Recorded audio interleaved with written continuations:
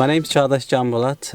I've been in London since the age of 4, but since the age of 4 I've hardly been called Çağdaş. I've always been called Cactus, Kargas. My name is Ali Kana Çelikdemir, but obviously if you pronounce it in Turkish it's Ali Caner Çelikdemir.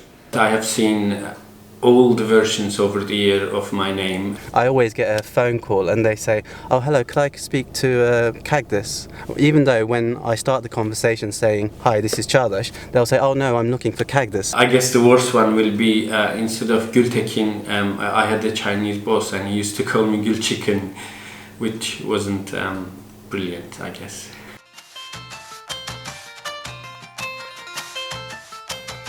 Having a child in this country where you actually get into the system, that's I think improved my English a lot. I usually watch EastEnders, that helps me a lot. My English actually street language, I can say. I still find difficult to comprehend in English. For example, I can speak English all day, but after 9 o'clock I like to speak Turkish. Anger is one of the easiest feelings that come out in English. Somebody from council comes to visit this Kurdish lady and she has got issues with mouse and she doesn't know how to communicate, but her English is not excellent. So when the guy is there, she tells this guy, she says, "Do you know Tom and Jerry?" The guy from council says yes. She says, "Tom is good, Jerry no good," and the guy says yes, and she says, "Jerry here, Jerry here, Jerry here."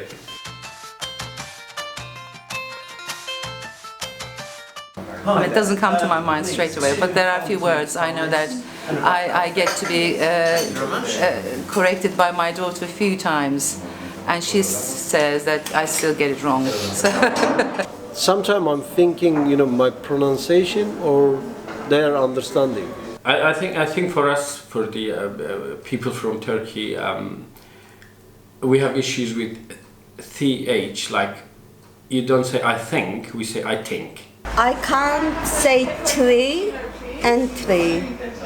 Three, number 3 and 3. insinuating is one of them.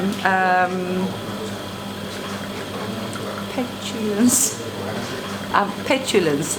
I still can't say it. And I cannot actually pronounce the word half correctly. Half. Half. Apparently it's half, not half. So I was saying half, and this guy, that English guy at work that I work with for 10 years, he told me, "Look at you, you have been here 15 years and you cannot still pronounce the word half." And I said, "Look, the only Turkish word that you were exposed was my name, and after 15 years still you cannot pronounce it."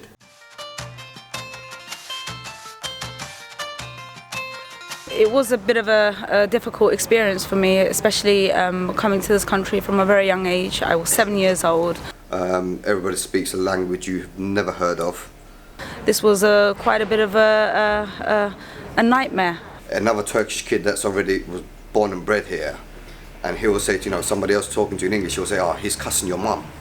You wouldn't really know exactly what he was saying because I didn't know a word of English, so you end up fighting. I don't remember learning, but I remember not understanding. So it was quite difficult, and especially making friends. Nobody would want to make friends with you.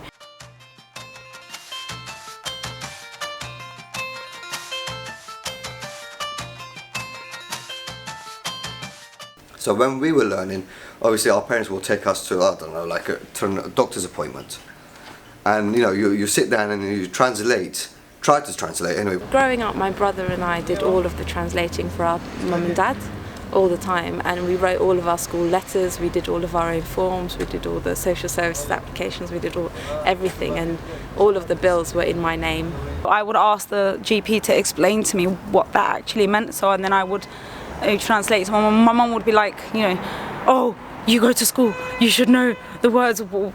Why don't you know?" And I was like, "Mum, their medical language, and I'm still young and I don't know." And then when you do that, and then your mum or your dad will be like, "Yeah, but this is what I want you to say." When look, Mum, look, I've just told him. I've told the doctor what you want. He goes, no, you didn't. I'm like, well, how do you know? I cheated my mum a few times and my dad as a child, I guess, because I'd write my own notes to school when I skipped classes to say why I wasn't there.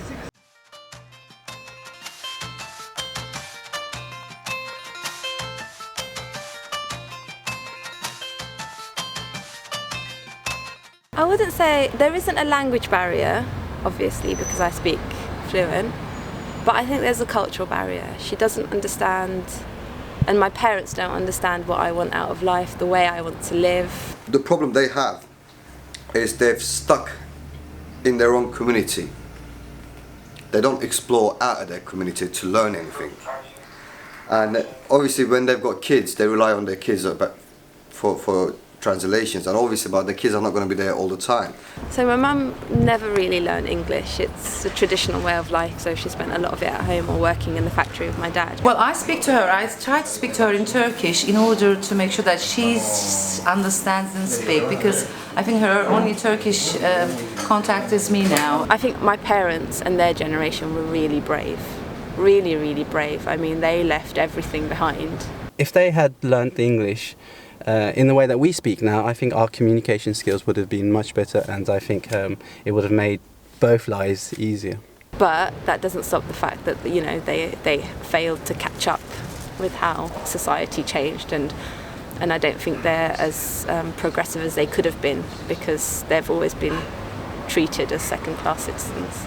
The average family in the Turkish and Kurdish community, I think if they had done a lot more to learn the language, that would have kind of supported us much more. When they first came here, the fact that they didn't speak English wasn't a massive problem, because there were people willing to help. But over time that became a disadvantage, because it stopped them from being able to move outside of their community to build friendships and social relationships outside of that circle. And now they're struggling for it. Now their children have moved on and moved out of those communities, but they haven't, because they're stuck within that space. And I think that's how they experience it, and I think they're unhappy in that as well, but it's almost too late.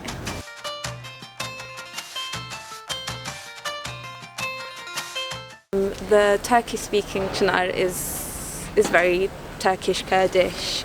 You know, the cultural references are different, you know, but I think my tone of voice is a little bit different. For me, I feel more English than Turkish, to be honest with you, because I'm always out with, you know, a lot of my friends are English rather than Turkish. I guess I'm a different person in Turkish. The Çınar that my mum knows is very different to the Çınar that goes to work and has lots of friends and does other things in the community. I think the main problem is the culture. It's not just about the language. It's about how we behave. It's about how we interact. It's about how we communicate. It's even about how we dress and how we perceive life in general. I'm a barber, I cut hair. A lot of my customers are English than Turkish. So I feel more homely, I feel more, you know, I feel this is my language rather than Turkish. Even at home I speak more English than Turkish. The Turkish me is more emotional than the British me. Experimented between two languages, you kind of sort of make one of them more home.